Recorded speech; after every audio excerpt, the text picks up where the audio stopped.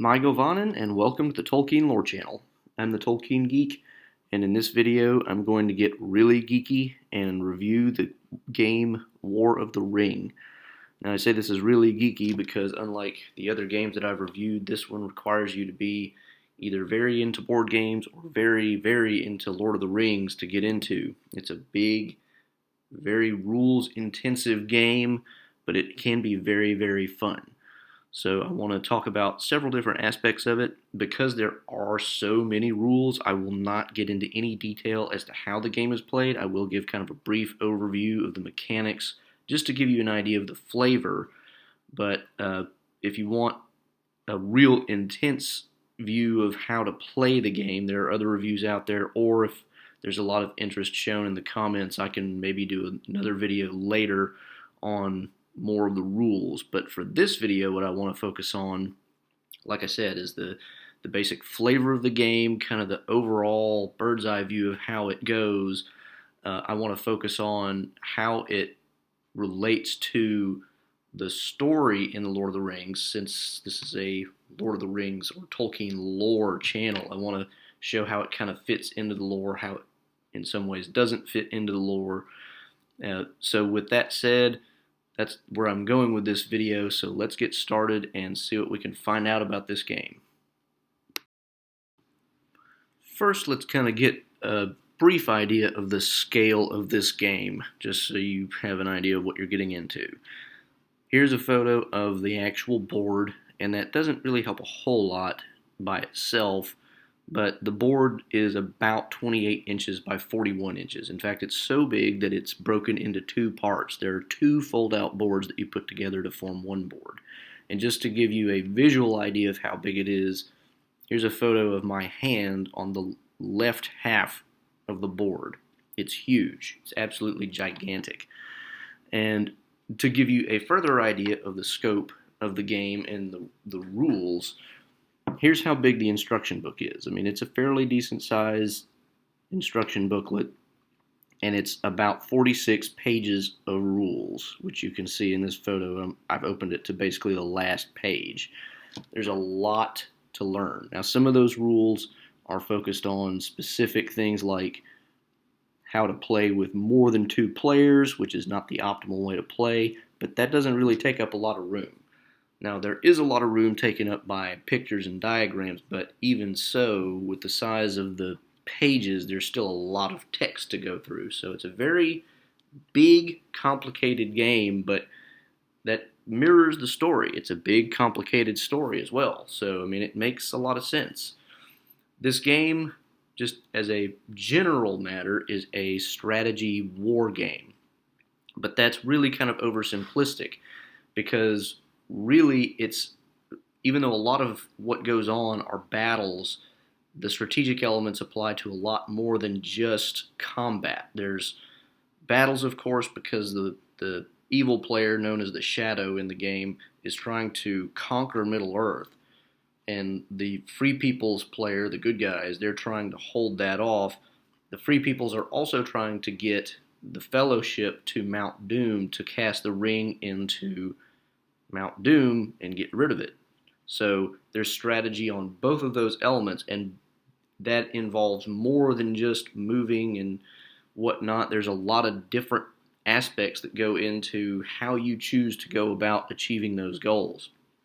That said, the goals themselves are twofold for both players. There is a military goal for both players, and there is a ring-based goal for both players. It's an asymmetrical game because really the main goal for the Fellowship is ring-based, whereas the Shadow player is mainly focused on the military victory. The Fellowship, or Free Peoples, they have to get all the way to Mount Doom. If they can make it to Mount Doom without having the ring-bearer corrupted, then they win the game. If, however, the Shadow player manages to cause enough corruption to the ring bearer, then the Shadow player wins. The military victory is if the Shadow player manages to win 10 victory points, and that's basically achieved by conquering Free People's cities and strongholds, which have values of either 1 or 2 points each. then they win the game. The Free Peoples can win a military victory by taking cities or strongholds worth 4 victory points. Now that sounds like it's a lot easier, but it's really not. The way the game is set up, it's virtually impossible for the Free Peoples to actually win a military victory. It's virtually impossible. The Shadow player would have to be incredibly unlucky, or the Free Peoples player would have to be incredibly lucky, or the Shadow player would have to play very badly for the Free Peoples to win this way. So when I say it's asymmetrical, I mean it's really asymmetrical. The Free Peoples, they want to do well on the military front, but their main goal is really just to not lose. Whereas the Shadow player, they're trying to conquer as much of Middle Earth as fast as they possibly can. And part of the reason for that is the way the Shadow player corrupts the Free Peoples is not really by doing anything active. It's a very passive role. When the Fellowship tries to move toward Mount Doom, there's the potential for a hunt for the ring. And during that phase of a game turn, you may or may not cause corruption to the Fellowship. I mean, it just depends. There's tiles you have to pull, there's dice you have to roll, there's different aspects to that. I won't get into the details, but the Fellowship is taking a much more active role on that side of the game, because if the Fellowship is moving, that's their responsibility. The onus is on the Fellowship to move. The Shadow player can make it more likely that when they move, he may cause corruption, but he can't really do a whole lot on his own except through special cards that you can get to actually cause corruption to the ring bearer directly. So it's a very asymmetrical. The Free Peoples is more active on the quest for the ring. The Shadow player is more active on the conquering Middle Earth side.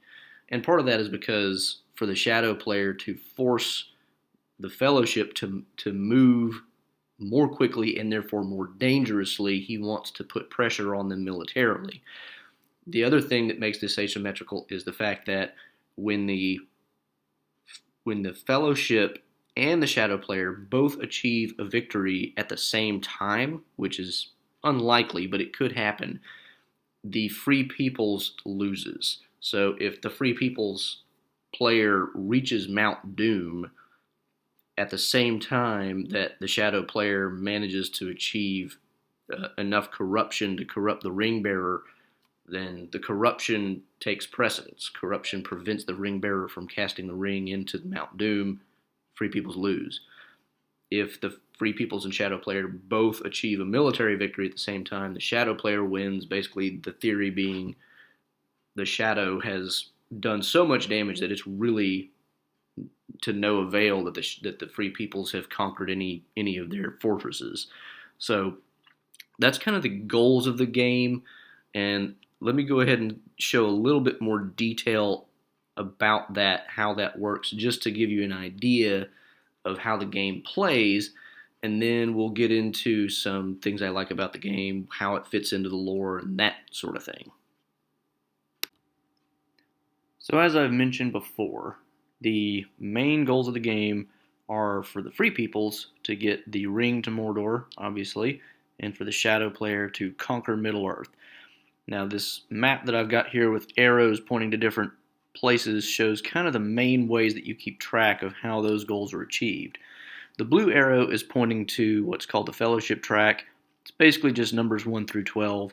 You use 2 different markers on that to keep track of how far the Fellowship is moved, because technically you don't move the piece until you either declare the location of the Fellowship or it's revealed as a result of the hunt that's the Shadow player's responsibility. The red arrow is showing the hunt box, and that basically keeps track of dice that are used to either move the Fellowship or that the Shadow player has allocated to increase his odds of a successful hunt. So that's what those two kind of do. I mean, they're basically they're not that complicated. They're just ways of keeping track of things. The green arrow is pointing to the political track, and the yellow is pointing to the victory points track. And these are the main things that you need to keep track of in terms of the military victory. And I can show you the military, the victory points track is actually, again, just numbers 1 through 10. You just have a marker for the Free Peoples and a marker for the Shadow. each one you move to however many victory points that side has at a given time. Now, the green arrow pointing to the political track, here's a blown up version of the political track so you can get an idea. The little symbols in each of these boxes represent the starting point for each of the different nations. You've got 5 free people's nations, which would be Gondor, Rohan, the Elves, and then you have the Dwarves and what's called the North, which generally it just kind of includes the Shire, Dale, basically men and hobbits in the North, basically. It's not really a nation per se, it's just kind of how they divided it up. And then you have 3 shadow nations. You have the Sauron or Mordor nation, and that's kind of spread out over a lot of different places. It has Angmar in the far north, Moria, and Dol Guldur in Mirkwood. You have the Saruman nation, or Isengard nation, depending on how you want to call it, kind of in the middle with Orthanc and the north and south Dunland, highlighted in yellow. And then you have the Southrons and Easterlings, which, again, not really one nation per se, it's just how they divided it up. They have basically the eastern edge of the map and the southern edge of the map kind of highlighted in orange. So each of these has to be brought to the point of being at war. And to be at war, you have to use, certain actions during the course of the game. To be at war means 2 things. You can recruit units other than by using special cards, and you can also attack and move into another nation's territory. So until you reach that point of being at war, you're not really able to do much in terms of the military, and that's why these tracks are important, and especially the political track. And you can tell from looking at the political track up close, the free peoples generally start much farther away from the at-war phase than the shadow nations do. Shadow nations are pretty easy to bring into war, which of course gives them an advantage. But the minute the shadow armies start attacking, some of the things that they do will activate and move the free people's nations closer to at war. But by then it's often too late because they haven't had time to recruit troops, that sort of thing. So that's what these different areas on the board kind of do in general terms. So, how do you actually take actions in the game? How do you progress toward these goals? Well, at the beginning of each round, each player will roll dice. Each side has its own unique kinds of dice to roll. The Free People's player has blue dice, the Shadow player has red dice, and here's a photo basically showing the dice in the various different kind of results that you can get. You can see that they're not numbered dice. It's not 1 through 6. They each have special symbols, and they mean different things. You'll notice that the Free People's actually has 2 results that look like a sword, and that's mainly because their main goal is moving the Fellowship, and that particular result is what you use to move the Fellowship. So they need more of that, and they don't have as much in terms of military actions that they can take, whereas the Shadow player has more that are focused on that. So I'm not going to get into what each of these does, but the main point here is that each of them has a different action, several actions usually associated with them that you can take, and those are what determine what you can do in a given round. And the nice thing about it is, even if you get a bunch of actions that you didn't really want, there's almost never such a thing as a bad action. You can almost always find some use for each die result that you get. So it's never, almost never, a situation where a die roll is going to completely ruin your strategy. It may mean you have to adjust a little bit what you wanted to do, but it's almost never going to result in absolute catastrophe just because of what you roll at the outset. Now, here's another way in which the game is asymmetrical. The Free People's player starts with 4 dice and can get up to 6. The Shadow player starts with 7 and can get up to 10. So again, the Shadow player has a bit of an advantage here, and one of the ways in which that is even more extreme is how you bring those extra dice into play. Those dice are brought into play by bringing characters into play. Now, here's a photo showing the various cards for all the characters that have specific roles in the game. One of them is actually just for the Fellowship generally. It's just Frodo and Sam, and really the only thing that they do is they're always in the Fellowship. They always are the ring bearers, and that's kind of all there is to them. But each one of the other ones has some specific use. And you'll notice up at the top right, I've got Gandalf the Grey and Strider right next to their alternate forms of Gandalf the White and Aragorn, the heir of Isildur. The three at the bottom are the Shadow Player minions, as they're called. You've got the Witch King, Saruman, and the Mouth of Sauron. Bringing each of these into play is what adds dice. It's a lot harder to bring Gandalf the White and Aragorn into play compared to Saruman, the Witch King, and the Mouth of Sauron. Now, that's oversimplifying it a little bit. It's actually easier to get Gandalf the White than the Mouth of Sauron. The Mouth of Sauron is almost never brought in until fairly late game. But as a general rule, it's easier for the Shadow to add dice than it is for the Free Peoples.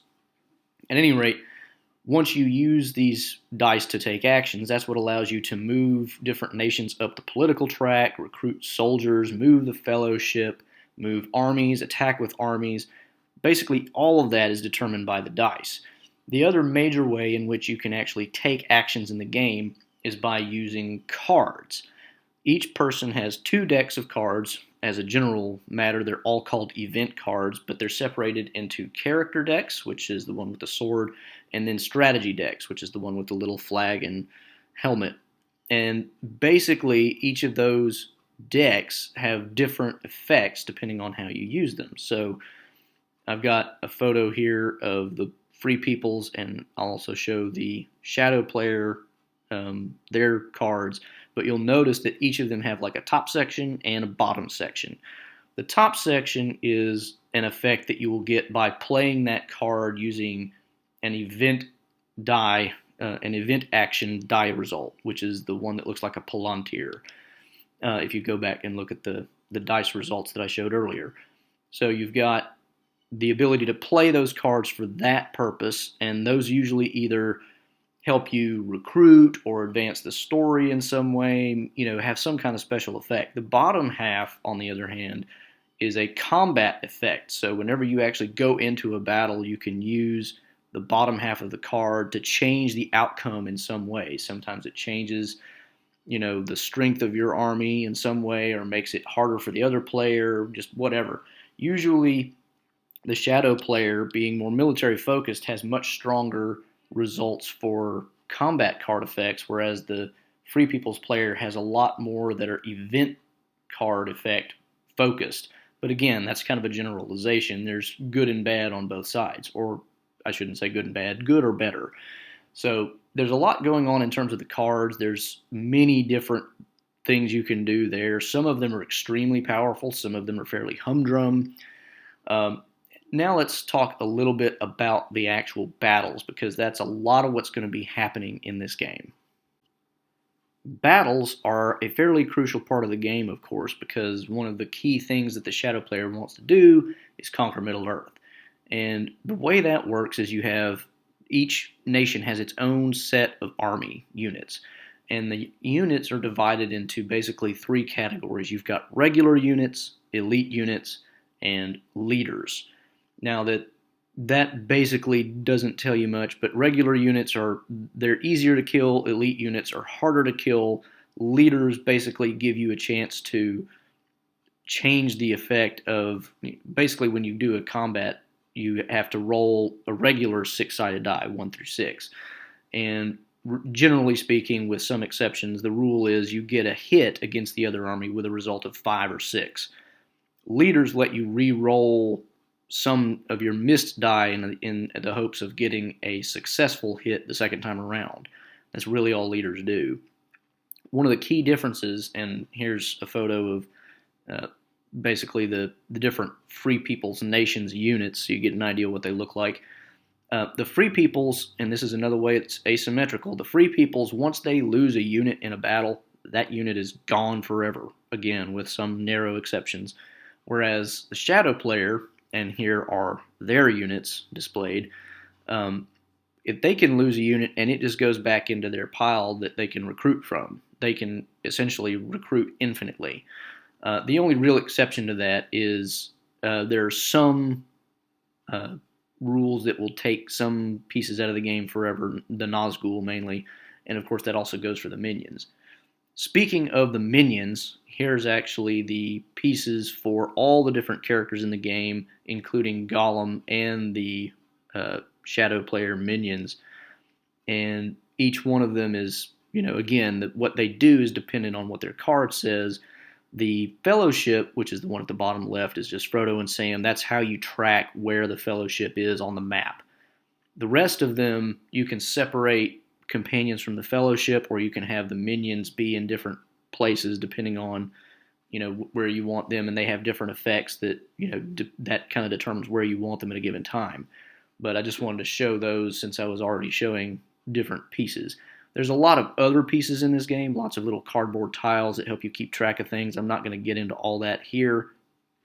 You can actually find the instruction manual, which shows all the pieces and all the rules for free on the Ares Games website. They're the publisher. I'll link to that in the description below. So if you really want to get a full idea of how this game plays, you can look at it there. Here, I'm just trying to give you a flavor of how it works. Now, the one thing that kind of helps the free peoples in terms of the asymmetry, because they can't recruit infinitely, is they have a lot of strongholds. And since the onus is on the shadow player to really do most of the conquering, the strongholds help the free peoples by essentially slowing down the shadow army onslaught, because it makes it harder to get hits against the free peoples, and it also forces, generally speaking, battles can go on as long as the attacking player wants to until the defending player retreats. Whereas in a siege battle in a stronghold, you actually have to go just one round at a time. You can't, you roll the dice once and that's it, unless you make some sacrifices. Whereas in a regular place, you could just roll the dice over and over and over again until one of the armies is dead or retreats. So that helps in the asymmetry. That keeps the free peoples alive a little longer than they otherwise would. So that's kind of how that balances out. So that's kind of an overall broad view of how the game works. Now let's talk about how, well, before I get to the lore aspect, let me talk about things I like about this game and things that I don't like about this game. So let's start with things that I don't like about the game. One of the things that are, it's just more of an annoyance than anything. A lot of the army units are easily confused with each other. And that's, they're very detailed and beautiful in that sense, but because they're all either blue or red or gray, and many, especially of the free peoples, look very similar. Basically every elite unit is cavalry except for the dwarves. And then the orcs for the Sauron and Saruman armies look very similar. It's really easy to mix these up. And that's partially just keeping the game cost low, because it's a big game and it's not cheap. And if they had really, really gone all out and made them easily distinguished, then it probably would be way more expensive. That being said, like I said, it is a minor annoyance. One of these days, my idea is to paint the base of each different unit in accordance with its nation, and that'll help keep that straight, but I haven't done it yet. On a side note, one of the other cool things that I've thought about doing is for each of the free people's leaders, of which there are very few, is like write a name from Lord of the Rings on the bottom. So like Éomer is not a character in the game, but if you recruit a Rohan leader, that could be Éomer. So, that's just one of the cool things that I've thought about doing. Haven't gotten to it yet. So that's one of the things that I don't like about the game.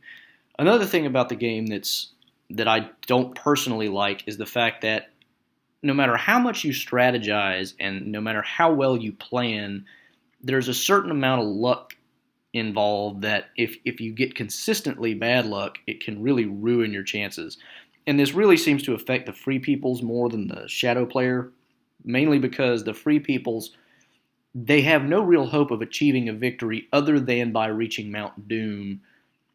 And to reach Mount Doom, you have to incur the risk of corruption. So you're always incurring some risk. So no matter what you do as the free people's player, you're incurring risk. Whereas the shadow player, they're not really incurring a lot of risk because they can recruit infinitely. So even if they lose an entire army, they just recruit a new one and come back again.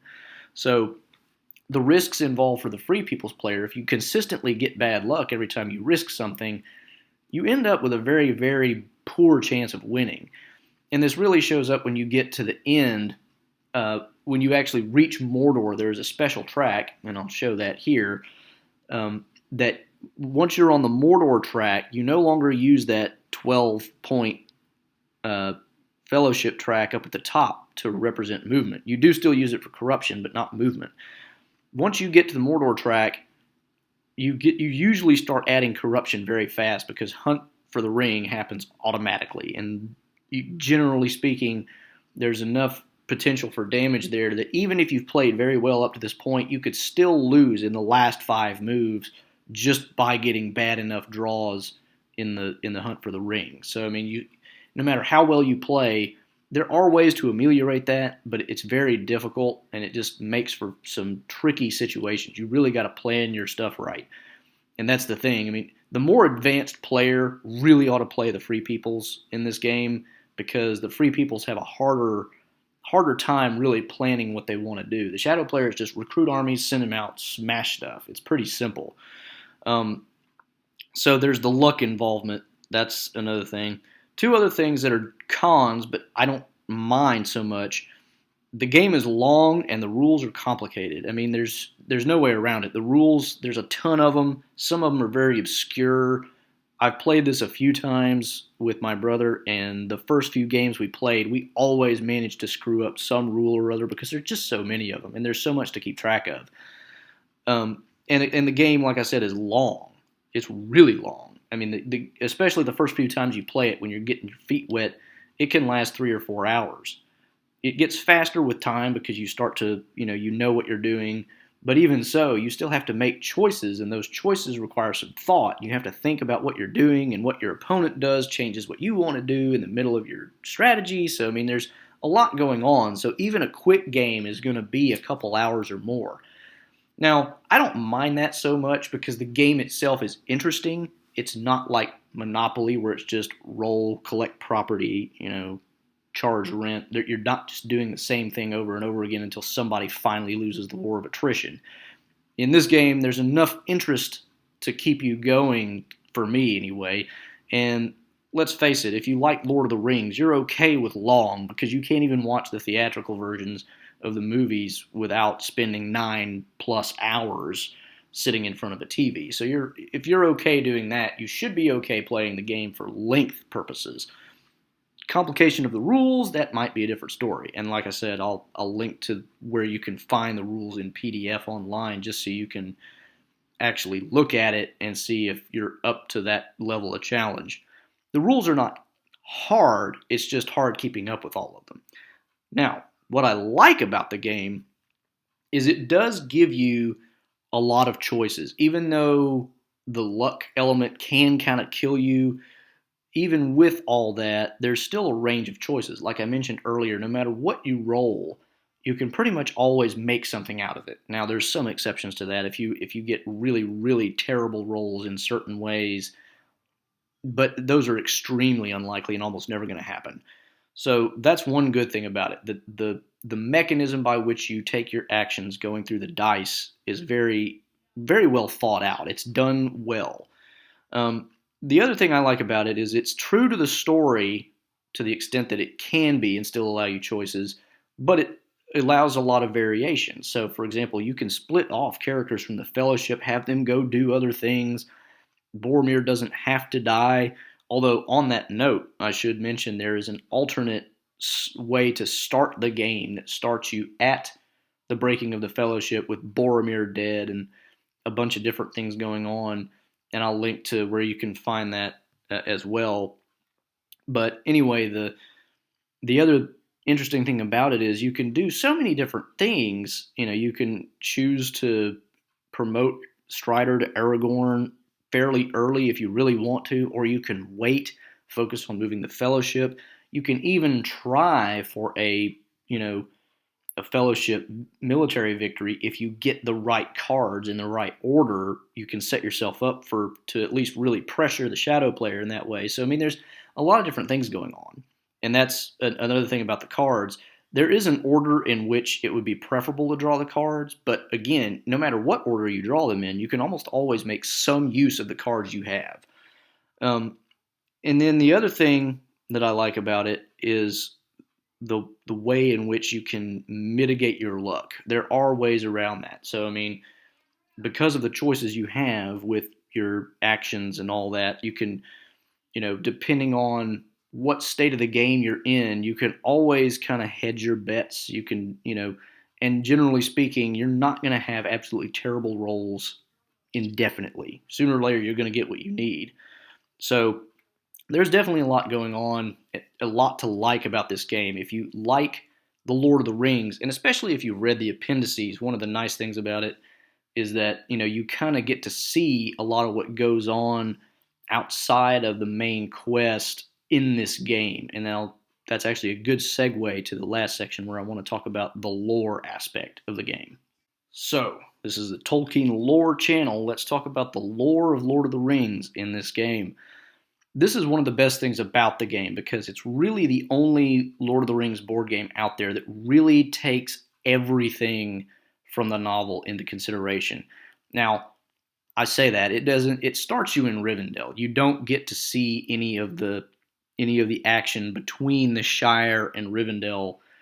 But there is actually, as it turns out, a new game coming out by the same game designers called The Hunt for the Ring, which is supposed to focus on exactly that part of the game.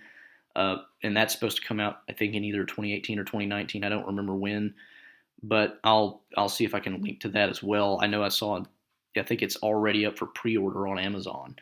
So, but anyway, as far as everything that happens between Rivendell and the Crack of Doom, this game takes account of.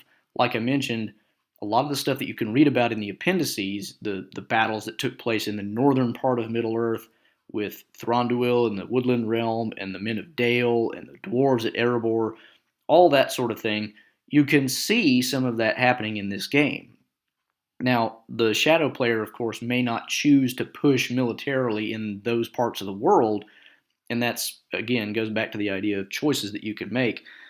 And you can, of course, choose to diverge from the storyline in a lot of different ways. But it does get you a lot of what goes on is to the extent that you can force it to be in continuity with the story and still leave choices, it is in continuity. There's nothing in here that contradicts the story per se, and it's really well done in that respect because it lets you get a bird's eye view of everything that goes on. There's the politics of keeping all the free people's nations focused on trying to actually be able to defend against the threats of Mordor. There's, the hunt for the ring. There's the quest of the ring bearer. All of that going on is totally in keeping with the story itself. And another cool thing about the way that this goes with the story is a lot of the event cards actually have very specific story elements. So, for example, there are 3 cards in the character deck for the Free Peoples that say the Ents Awake, and you can use that card to basically attack Orthanc without having to have an army anywhere near it.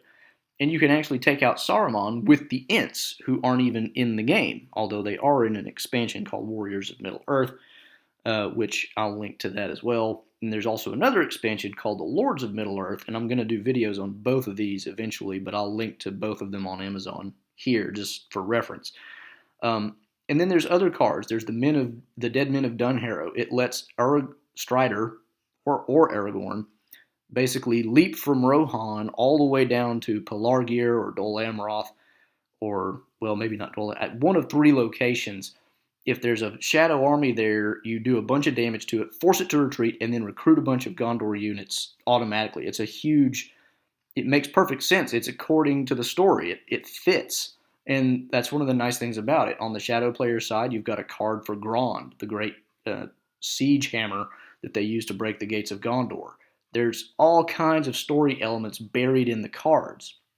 So that's a really interesting way in which they incorporate a lot of the story.